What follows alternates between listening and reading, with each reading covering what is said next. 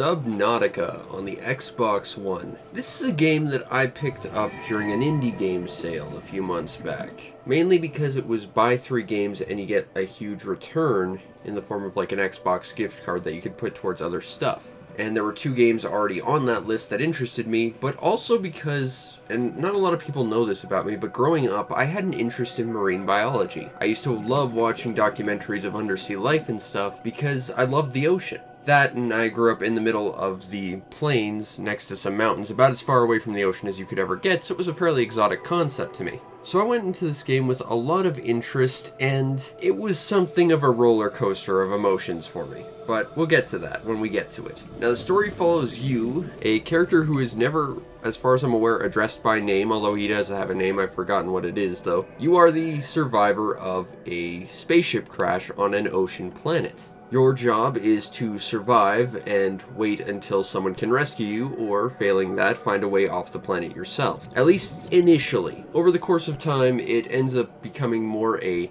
follow the breadcrumb trail to see exactly who else survived and what happened to them and how they survived, as well as finding out the history of the planet, because you aren't exactly the first people to land on it, and figuring out what happened to them and what secrets this planet really holds. And that's really fascinating. One of the key themes about this game is descending. You're constantly working towards a lower depth and closer to the core of the planet, and as you do, you end up finding out more and more about the greater mystery of what this planet is. And that's quite fascinating. At least for the most part. I found a lot of the story to be kind of inconsequential, and really it was more the exploration for the sake of being intrigued and curiosity, more than actually trying to follow the plot. That said, one of the best parts about the plot that I found in particular was consistently getting updated with radio messages over people trying to do stuff for you, and just how little you matter to them. Like, I remember this one radio message where the company for the spaceship that you were on is trying to rescue you, and like every other sentence that they're trying to contact you and help you, this guy's just trying to order a sandwich. It was completely out of place, and it was weird, but it was quite enjoyable. And one of the things about this game is there's very little contact with anything friendly in this game, at least anything friendly that'll have a conversation with you, to the point where your onboard computer even suggests that you start anthropomorphizing your equipment just to give yourself a friend. And I think that's why the greatest part about the story is not the story they provide you necessarily with, but is the isolation you feel, and the story you create for yourself through your own exploration. So yeah, the story itself is not really all that great, but the story you can make of it, significantly better. But that is also a crutch in terms of plot, so take from that what you will. Now the actual gameplay to this game, well, that's where things start to kind of become a roller coaster. Because this game, while I enjoyed it, it has one of the biggest problems that I see a lot of developers, especially AAA developers nowadays, which is terrifying, fall upon, and that is, no matter how many patches and no matter how many bug fixes they put out, it will probably never actually leave beta. This game is very unfinished and it feels really broken. And part of the reason why I would say it's probably never going to leave beta is because the developers have already released a sequel, which is already also in beta. But let's talk about all the bugs this game has, at least the ones that I ran into. First of all, going back to the introduction and the title screen, you might notice in the corner it's saying saving. Yeah, what this screen doesn't tell you is it's been saying it's saving for over 2 hours at this point. And yeah, it never actually saved. Fun story, this game has incredibly long saving, and the saving can bug out to the point where it will say it's saving, but it won't actually save. It won't allow you to save during this state, and it won't allow you to leave the game unless you exit it forcefully. So basically, if you run into this glitch, you either have to restart and lose incredible amounts of time because there is no autosave, it's all manual, or you have to try and finish the game in one sitting, which I did. That was not the most fun bug out there. It's also really fun to find out that when this save glitch occurs, stuff starts to despawn around you. But that's actually a greater theme about the overall quality of this game. See, pop-in is a serious problem in this game. But what's even worse is it's not necessarily just a visual thing loading in, it's actually collision and physics and actual physical objects.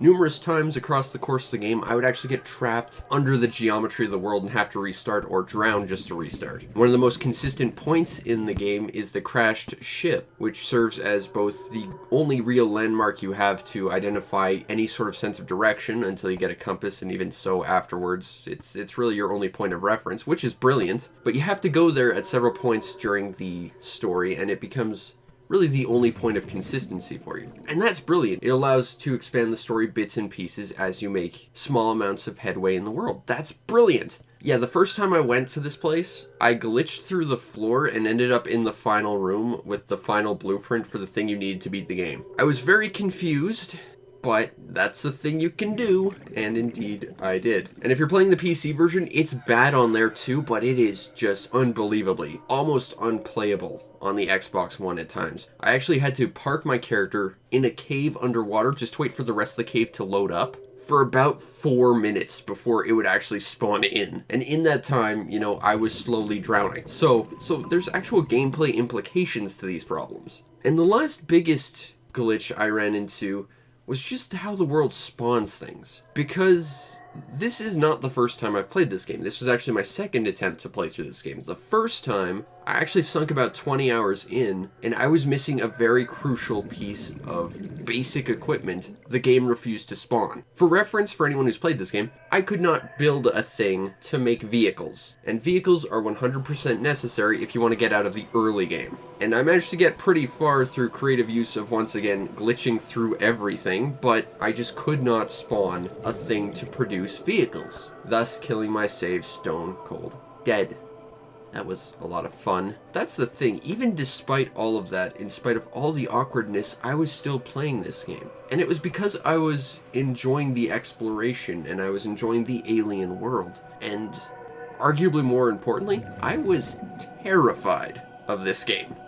Now here's the thing about me, I'm a complete wimp when it comes to horror. The first time I played Alien Isolation, I quit before I ever saw the alien, and I haven't touched it since. I cannot do horror. This game terrifies me. And it could be because there are a lot of things in this world that are hostile to you. And in fact, the first time you go to the ship, you're probably going to see a giant death eel that will murder the ever-living hell out of you. And that actually led to one of the two biggest things that scared me the most about this game, and one of the things that honestly made me want to try and beat that fear. And that was not what was hostile out there, but what wasn't.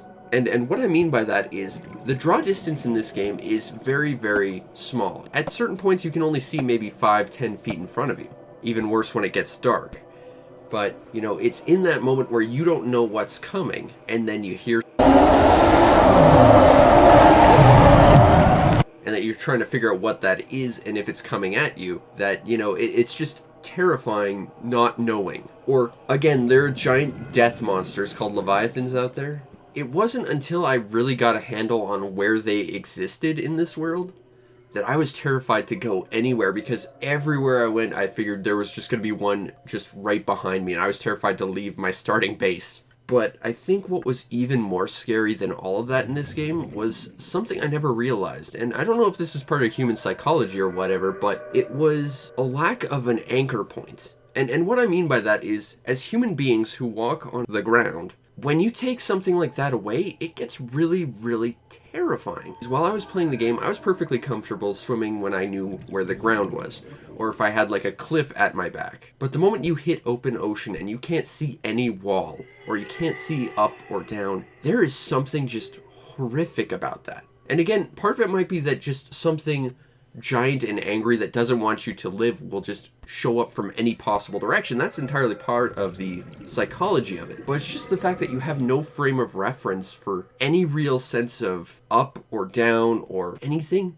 That is just horrific to me. And yet, in spite of all of that, I pushed on, and I actually had a lot of fun for a time. See, this game tries to take place in 3 phases. The first phase is your standard survival mode. You know, you start out, you have nothing, you need to make the most basic of tools in order to advance. That worked out perfectly fine. And then the second phase of this game is building vehicles, exploring more of the planet, and figuring out how this works. And that is probably the part I enjoyed the most about this game, because it was all about exploration for the sake of exploration and intrigue and seeing what this world was, that was awesome. But it completely falls on its face at the end, because the end basically devolves down to two very basic scavenger hunts for basic materials that are literally outside the door of where you are. That is lazy. I mean, I'm fine with not having an end boss, because this is a game where you have basically no weapons, and you are very clearly not supposed to actually fight anything. You can, but you shouldn't. You are a creature not adept to this environment, fighting apex predators for this environment. You're not supposed to be fighting stuff. But to make your end game just a very basic scavenger hunt for like 20 different items that you can just find outside of literally where you are, that is atrocious. Your end game needs to be a culmination of all the skills and tricks and abilities and things you've learned. And in a survival game, that could arguably be even more so, because, you know, the core is survival. Make it a race against time to, you know, do something important. In fact, there's something involving bacteria in this game that they could have done something with that. You know, make it a true game about survival under pressure, under a set time limit, under so many different things. But they didn't. It's literally just collect a bunch of crap, okay, you're done. And after the awesome middle phase of exploration, that is so weak. And if I have any other complaints about this game other than the general fact that it feels completely unfinished, about the fact that the actual progression through the story ends up being woefully inadequate, about pretty much every problem I have with this game, it is this. The UI is terrible. First and foremost, you have like a hotkey bar that you can only cycle through one simple thing. It's not like every key actually corresponds to something like on a keyboard. You have to cycle through every single individual thing. That's a lot of fun, except not. But you have a limited inventory. Now, in a survival game, that makes sense. What doesn't necessarily make sense is that nothing stacks in your inventory and you have only so much, and you can't expand on it. And what's even better is trying to put stuff in your hotkey bar for actual use. Yeah, that's actually kind of a nightmare, because if you have your hotkey bar set to all the best tools that you like, the moment you add something else, it pushes the entire list of items to the right. So you have to like add the one thing that you like and then cycle through all the other items individually. And if you select something that's already in your hotkey bar, it just swaps it with something else. If you have an exact order to your items that you like, you have to fiddle with your hotkey bar for about 10 minutes to get it all back to where you want, which is stupid. And you wouldn't think that to be all that big an issue, but these are your key tools. The tools that will follow you from the beginning to the end in order to actually make everything happen. And to have to basically struggle and fight with them every step of the way, that is horrible. But as a game about exploring a sci-fi planet, a game about marine biology, well, marine xenobiology, a game about exploration and intrigue and mystery, a game about survival, it's really fun, provided you don't mind falling through the floor and potentially losing a lot of time to a save bug or something else that's stupid. Also baffling for a survival game, death has zero consequence. You might lose a little bit of time, you get teleported to your nearest base or where you started. You might lose one or two things in your inventory, although never important things. But that's it. It's just a waste of time and a teleport. And for a survival game, that makes zero sense. This game also features base building, which is largely a waste of time. The only thing about base building that ever actually felt useful was that you have to build one base to store a thing to build modifications for your existing equipment and vehicles. That's it. Everything else about base building is largely pointless. They only really exist to serve as a glorified storage pile, which there's not really that many items in this game, or a place to teleport if you die. And every time you try and add something or build something to your existing base, it weakens the structural integrity, which means you can't really build too much without destroying everything you built. Now, you can reinforce it, but again, that just wastes more resources that you could be using for anything else. And seriously, base building in this game is arguably even less useful than in Fallout 4. But let's say you do that for the sake of just being an overly creative person. Well, there's no way to actually control where your bases are facing in terms of direction, and it feels like everything is built in a really awkward, clumsy, square grid. There's very few places you can actually put your base portions that the game actually deems worthy, because the rest of the time it just says, nope, there's not enough space for this, it doesn't snap to X grid point, so it just doesn't work. Yeah, the base building is completely throwaway in this game, and aside from like the one time you ever actually have to do it in order to build like vehicle upgrades, it's just not something I would ever bother with again. As a survival game, there are a lot of fundamental problems with this. Not just glitches or bugs, but UI and interface problems, and the story itself leaves a lot to be desired. There's a lot to be enjoyed here, but it requires you to look past a lot of flaws that can actually be game-breaking and experience-destroying, and certainly immersion-destroying. The overall presentation to Subnautica is pretty impressive. It has its own visual aesthetic that really does lend itself to actual marine life, in that pretty much everything underwater where it's dark and creepy is bioluminescent, up to and including these giant death eels with hammerhead shark faces that make me terrified. Oh, those guys scare me. But everything here looks alien and interesting and fascinating, and if 99% of it didn't immediately want to murder you, I might actually want to get a closer look. But if nothing else, that means its visual style is conveying that I'm terrified about all of this nonsense. And each of the different areas and regions that you explore do feel different, and it does make you feel like you're actively progressing towards something when you enter a new world. Especially considering that you have to, actively get modifications to allow you to go to these new worlds. But it's that sense of wonderment and exploration, wanting to see what the next area is and what specific creatures are in it, that really make this game amazing, and really was what pushed me towards trying to finish this game. And the audio design, it's mostly techno, which I guess works for the whole sci-fi alienness about it, but I personally don't care much for the soundtrack. That said, it is well produced. And the sound effects are, well, like pretty much everything else, terrifying. Even the smallest hostile things just have the loudest roars, and then you'll run into like these other death eels that just make you want to poop yourself.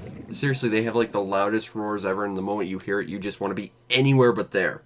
And that is amazing use of sound design. Overall, I don't care much for the soundtrack, but the sound design is pretty amazing. And the overall presentation, when you can see it because it's not despawned because reasons, is pretty damn good. Now, if you want a copy of Subnautica on the Xbox One, it is digital only as far as I'm aware, and it is $30, and that is way too much for this game. Honestly, it is way too buggy to recommend at that price. If you see it on sale for half that price, it might be worth looking into if you enjoy potentially horror experiences, if you enjoy the idea of xenobiology in any extent, or you like marine biology, or you like scuba diving, or you just want something a little bit different. If you're getting this game for the survival aspect, it's there, but it's not really fully fleshed out. And if you're getting this for like base building and creativity or whatever, this game is a complete miss, because any sense of creativity this game has for building stuff is pretty much a whiff. At the end of the day, Subnautica is a game that is equal parts interesting and frustrating, and they can try and fix as much as they want, and I really hope they do, because I'm genuinely not sure I would ever call this a completed game, but it was an interesting ride, it was fascinating, and I really enjoyed exploring this world. I just wish my suit of robot pants didn't fall through the floor that one time because the world didn't spawn in. Or that one time where I couldn't save after several hours. Or that one time I couldn't complete the game because it refused to give me the tools I needed to actually play it properly. Or that one time where... just fix your goddamn game.